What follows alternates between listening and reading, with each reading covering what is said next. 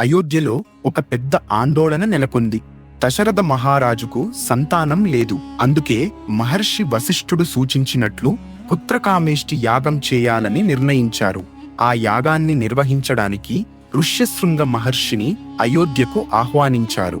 ఆ మహర్షిని ఆయన ఆశ్రమం నుండి గౌరవంగా అయోధ్యకు తీసుకొచ్చారు. త్వరలో అయోధ్య నగరం మొత్తం ఒక మహాయాగానికి సిద్ధమైంది. యజ్ఞవేదికలు నిర్మించబడ్డాయి. వేద మంత్రాలు మారుమోగాయి. ఋషులు, మహర్షులు, వేద పండితులు అందరూ ఆ పవిత్ర యాగంలో పాల్గొన్నారు. దశరథ మహారాజు అపారమైన భక్తితో ఆ యాగాన్ని ప్రారంభించాడు. రోజులు గడిచాయి. వేద మంత్రాలు యజ్ఞాగ్నితో కలిసి ఆకాశాన్ని తాకాయి.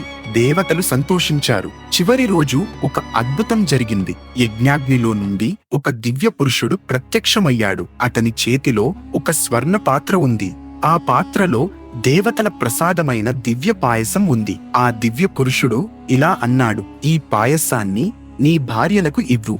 వారు దీనిని స్వీకరిస్తే దేవతల ఆశీర్వాదంతో నీకు మహావీరులు పుత్రులుగా జన్మిస్తారు.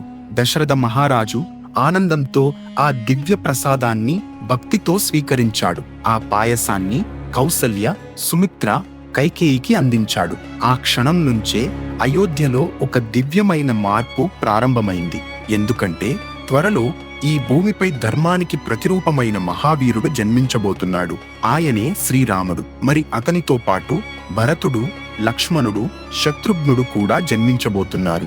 ఇదే రామాయణ గాథలో ఒక మహత్తరమైన ప్రారంభం. కానీ శ్రీరాముడు ఎలా జన్మించాడు?